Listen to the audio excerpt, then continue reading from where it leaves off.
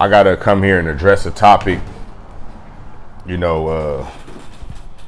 one point in time, I was commonly known as a line presser on Snitches, somebody that was vocal to the wrongdoing of people who feel like they can go to jail and tell on their peoples and tell on their crime partners and snitch on they quote unquote bros or brothers. And I just wanted to address how I feel, my state of mind, and right now on the topic. And that's basically correcting the wrongs that I've done in the past related to the topic. I've seen a lot of quote unquote tough guys, a lot of quote unquote gangsters, a lot of quote unquote real ones, a lot of quote unquote day ones,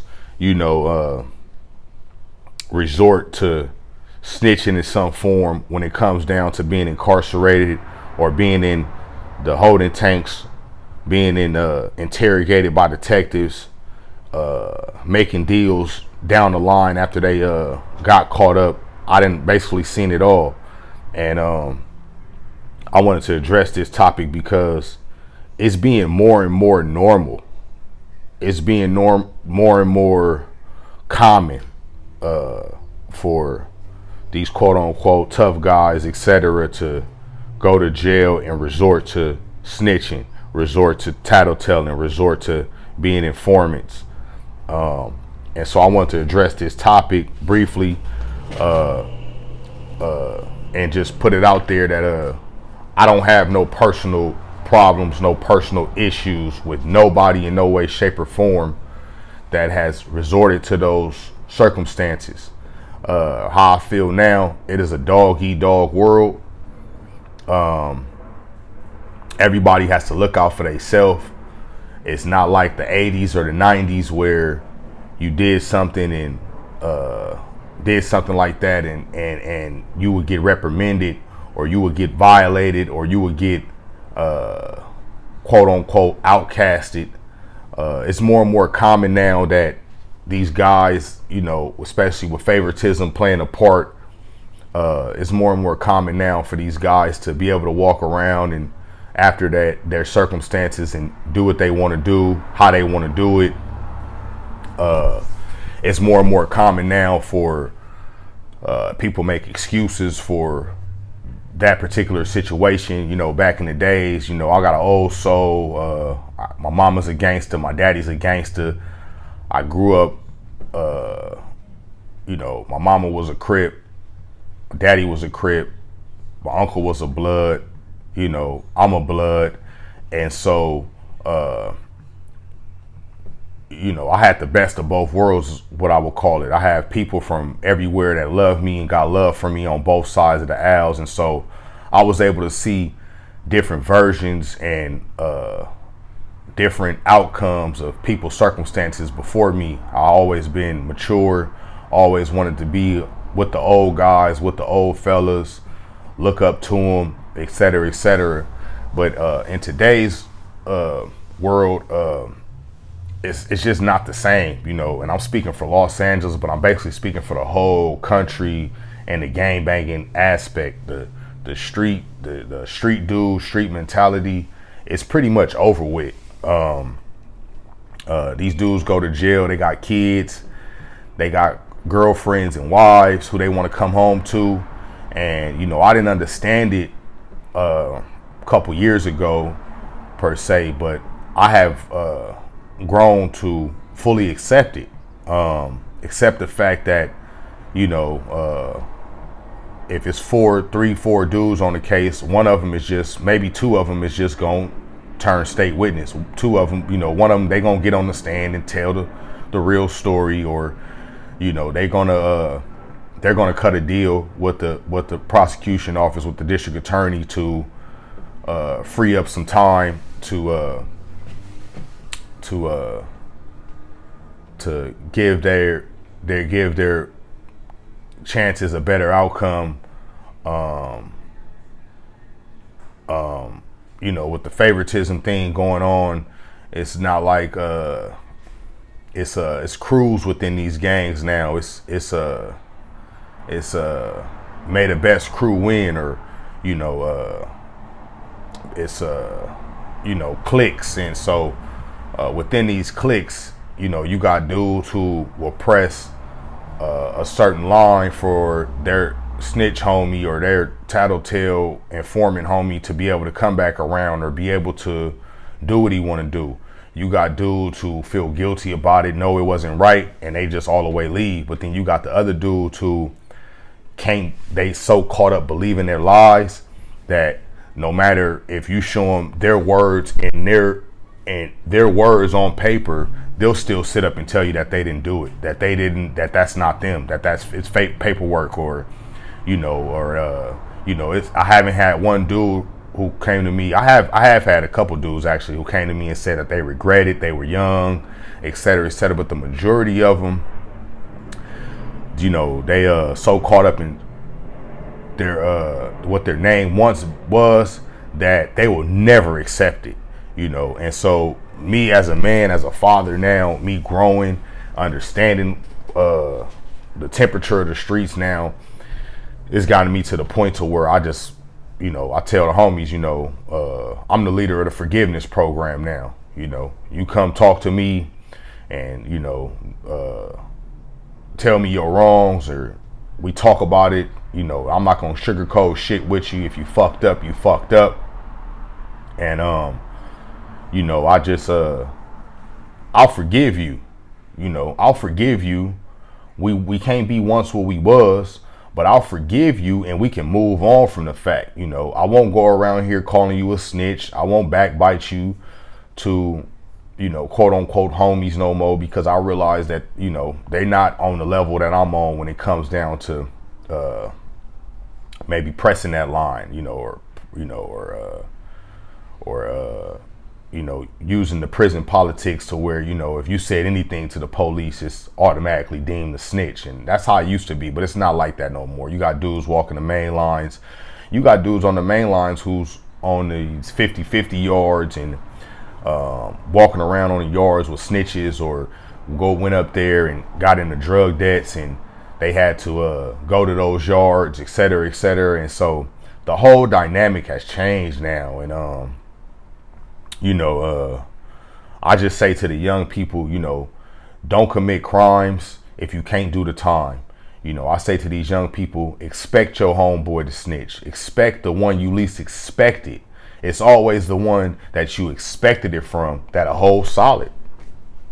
But it's the one that you least expected who will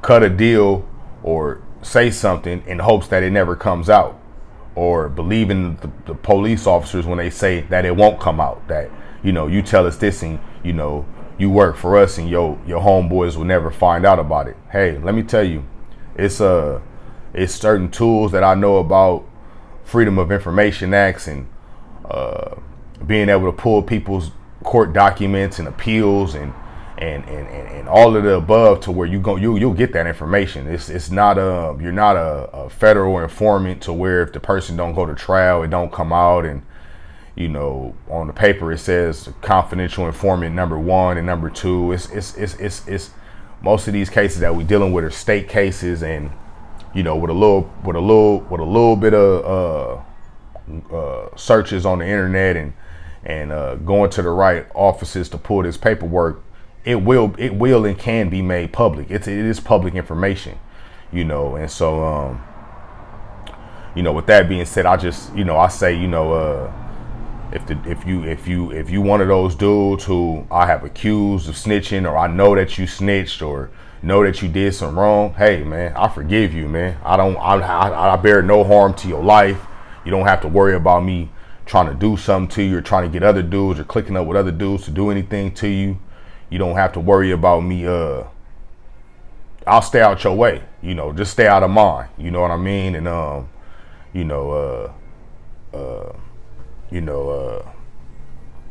bear no harm.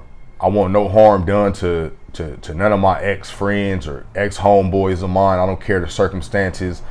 You know, for example, I got a one ex homeboy of mine who did some telling when he was young, and you know the case didn't come back out until he was grown, and you know they arrested some dudes for the crime that was committed, and he had to participate in the getting on the stand, et cetera, and you know I thought this was one of the activist dudes in the country, you know, as far as this gang banging is concerned, as far as this killing concerned, as far as being a serial killer. And you know, when it came down to going to the penitentiary for his crime, the dude rang the bell.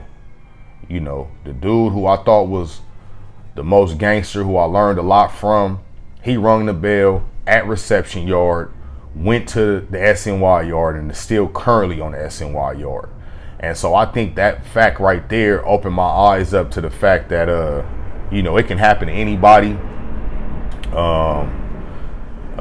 You don't have to stay solid no more. You don't have to live under these unwritten rules, these street codes of being loyal to your neighborhood no more. Those days are over with.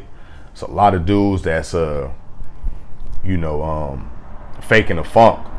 And it's a lot of dudes who wasn't born in that neighborhood, don't have family ties for those neighborhoods, and don't have to look they parents and they mothers in the eye with shame after they do these things. They you know they welcome back with open arms, and you know they make excuses for it and blame other people, et cetera, and you know I'm just you know like I say, just stay out my way. You know what I mean?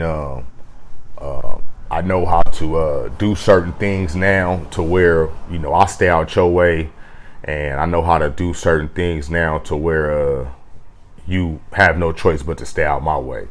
You know, it's an unfortunate circumstances, but you know, if you look at guys like Charleston White, he's putting it out there.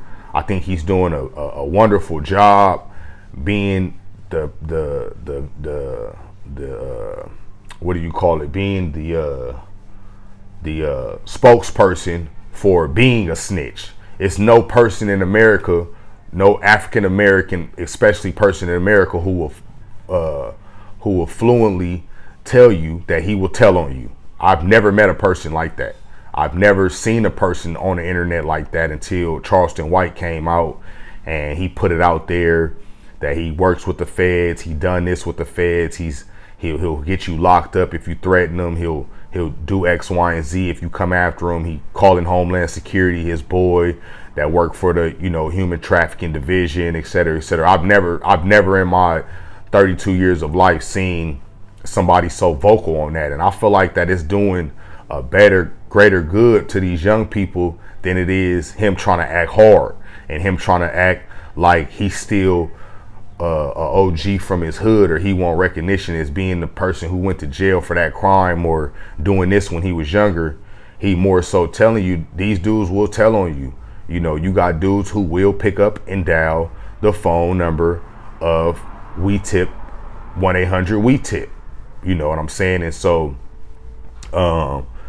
you know, big ups to Charleston White on taking that stance and being that man that everybody can be like, oh, he's a snitch, he's a rat, he's a tattletale, make up all these names about him, et cetera, et cetera. But the truth of the matter is, he's being devil's advocate. He's explaining to you in layman's terms, a terminology that street dudes understand, that you got dudes out here who think like that. You got dudes out here who will take the money. You got dudes out here who will relocate. You got dudes out here and girls that will give you up on the drop of a dime. And so, you know, like I said, big ups to Charleston White.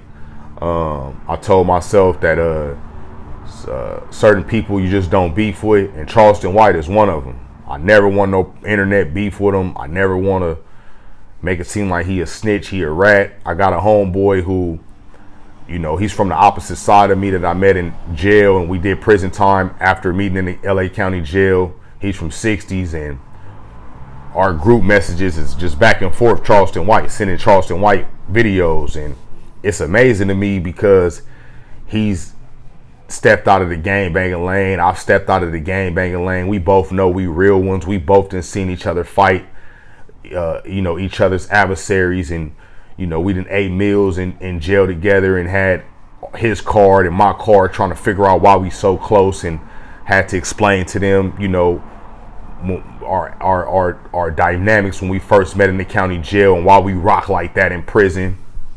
And to see his push now, to see him doing so good now, it just further pushes me to accept the fact that this gang banging shit is over with. If you still trying to gang bang, if you still thinking that that's the life, man, I'm telling you right now, man, that is not it, man. It's only one place you really gonna go, and that's to jail. And whether you stand up for it or not, that's on you, man. That is solely on you, man. You can come home in 15 years and think the hood gonna be the same, or that these young dudes is gonna know you and respect you, but you are absolutely wrong. You will always have to update your resume. You will always have to go put in more work. You will always have to maybe sock a young nigga out to get him to understand that you not the one to be fucked with, And so, this game over gang, I feel like I had to scratch on that topic a little bit and clear the air with maybe some dudes that's watching, trying to figure out what I'm on, trying to figure out how I'm pushing, trying to figure out if I'm a threat to them. And I'm gonna just tell you right now, man, you ain't gotta worry about me, man. Just don't worry. Just don't even speak up on me. Don't try to say I'm turned down or I'm not. I think I've proven to a lot of tough dudes who we thought was tough, and a lot of older dudes and younger dudes, that I'm not the one to be fucked with. And I just bag back because it's useless to try to prove yourself constantly or try to speak the truth and speak what's right. With the favoritism going on, they don't want to hear that shit. They don't want to. They just want numbers. They just want what the hood once was, and it'll never be. I've seen dudes call an older dude who, clearly told, and they welcomed him back in the hood 15, 20 years later, and it's astonishing to me, man. The level of where gang banging is at, and streets being street tough, and being quote unquote gangster, where that level is now. It's not about that now. You got legit dudes now who's making more of a living a better life than the street dudes. You cannot buy something for $1,000 no more and go make $2,000 nowhere in America unless you just really doing something else, but it's very hard now. It used to be very, very easy. It's a lot of dudes who then ran through a whole lot of money, and I'm sure they wish they would have did something else with it. It's a lot of dudes who then been betrayed by people who they was loyal to and got money with, and thought that they would never do X, Y, and Z for them, but they got proven wrong in the end. And I just look at the older dudes in our hood now, like a lot of them is just bums. They drunks. They just smoke weed all day and hang at the park, and they don't do nothing. You know what I mean? They're not pushing no cloth. They fucking each other daughters. They they sweeping under the rug the snitches that they want to sweep under the rug, and it didn't got out of hand. And I see it for what it is. And so I'm just here to tell the youth, man, that go do something else, man. If you want to learn how to be a killer, freshly 18, go join the military. If you want to come back to the hood after you join the military, you're going to be the most elite gang banger out here that the streets ever seen. You're going to know how to shoot. You're going to know where to shoot. You're going to know so much more than the average Joe on the streets know. You know, go join the military. When you get out the military, go join the sheriff's department if you really want to go to jail. Because when you join the sheriff's department, you got to work those jails before you get on the streets. So if that's what you want to do and you want to go see, you'll see a whole lot. Those sheriff's dudes, they see tough guys turn snitches. They see dudes roll it up from dorms. They see all type of situations where dudes think this dude is tough and then they really telling the police what's really going on in the dorms and in them cells and stuff. So, you know, once again, man, the gangbanging thing in LA, especially where it started at, is over with. These murder cases, they never get closed. There's no statute of limitation to them. It's not enough murders going on in LA to where this new murders being piled on top. Now they just undoing the files now. They got detectives that's coming straight out of their promotions, and they're going straight to a desk to work cold cases. You know, they're not working the beat and going out to the new murders and stuff. You know, they got specific departments now to where all they doing is working straight cold cases downtown. They're looking into straight cold cases, and you know, you got people that grow up, develop consciences, and they just walk in the police station and tell them what they know from 15, 20 years ago. And so you don't want to be a young dude who do crimes and think you gonna get out of it at one point in time, or you gonna grow up, because that can come haunt you when you get your life together 30 years down the line, and when you don't want nothing to do with it no more, or after you done told on your homeboy and you doing 10, 11 years, and then they come knock on your cell at 9.5 years and say, we want to talk to you. You get fresh for a visit. You think your girl then came up, and you go into the visiting room and they tell you, oh, no, stop right there. You going into this room right here. Like, I'm going in this room for what? I ain't ever even seen this door. You walk in that door and there's two dudes. They got they suit jacket on the back. They've been waiting on you for 45 minutes. They got their file open. They got their tie on. They got their recorders ready. They got their pictures ready. And as soon as you walk in, they say, I'm Detective Hootie Wolf from such and such police station. Do you know what we here for? No, I don't know what you here for. Then they just throw a picture of a dead nigga with his body all bleeding and shit right in front of you. And your reaction is everything. They looking at it all.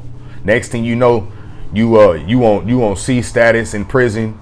You got an ad charge coming, and you going back down to the county jail to fight for your life when you thought you was coming home in a year and a half, or maybe about to get a halfway house in 6 months. You don't want to be that person. You know, I encourage these young dudes who want to tote guns and stuff, go to the military. Go learn something. Go get some perks being in the military. You know, go meet some new friends. You're gonna meet friends from all over the country being in the military. Friends that's more down for you than the people that you grew up with, believe it or not. You know, go join the sheriff's department. Go join the LAPD. If you want to help your homeboys, if you down for the hood, go do the right calls and go and play the other side and bring it back to the hood. You know, if that's what you want to do. You know, but you're gonna quickly learn that, man, that shit is some bullshit, man. These niggas is really not even serious. They don't even know how to properly kill people. They don't even know how to leave their cell phones at home. All these dudes is going down for murders and they got their cell phones with them. That's going to be another topic where I talk about cell phones and the detrimental effect that it has on a lot of people that's committing crimes today. But I'll say that for a later date. But back to the snitching, man. You know, like I said, man, please forgive me if I was one of the ones that labeled you a snitch, or if I'm one of the ones that got your paperwork. You know, I got all the homies' paperwork. You know, it's easy to get. I go on my database, I type in Black P Stone, and everybody's name pops up that's been convicted. You know, I got the database like that. Not too many people got it. You know, I'm not talking about Google Scholar neither or nothing like that. I was pro per and in the county jail. And when you being pro per, you learn about these certain programs that lawyers and stuff can use, and you can put in certain keywords and put in certain words, and all the information will pop up. You know, it's like AI before AI was AI of the law. So every case in California, every case around the country, really. I got dudes cases from Chicago, you know, because you just type in Black P Stone and everybody's case gonna pop up. U.S. District, California Appellate, all those cases. And so I got a file box full of cases, you know. I got a file box full of enemy cases on dudes who might have went to jail for shooting at one of the homies or killing one of the homies. And you know, I got it all, and I done read through it, and I understand law. And so I scan it, and I realize that, you know, a lot of dudes go down for telling on themselves. You know, a lot of dudes go down because they thought they can outsmart the police. You know, they got more time than you. They putting in more hours than you, and they getting paid to do it. You're not. And so, you know, like I said, I'm not the one to call nobody no snitch no more. You did what you had to do. I hope you live your life. I hope you learn something from it, and I hope you obtained wisdom, you know, through that whole process. I hope you didn't. I hope you didn't do it in vain, and you gonna get out and commit crimes again, or, you know, think about putting another crew together and committing crimes again for you to go to jail and somebody to do it to you. You know, so I'm gonna end it right there, man. But if you got anything, you know, I know I'm gonna probably get a lot of backlash on giving Charleston White a shout out. I know I'm gonna probably get looked down upon, like, oh, you know, he speaking up on. It's a topic that a lot of people don't want to talk about, but I'm gonna talk about a lot of topics that people don't want to talk about. That's why it's game over game.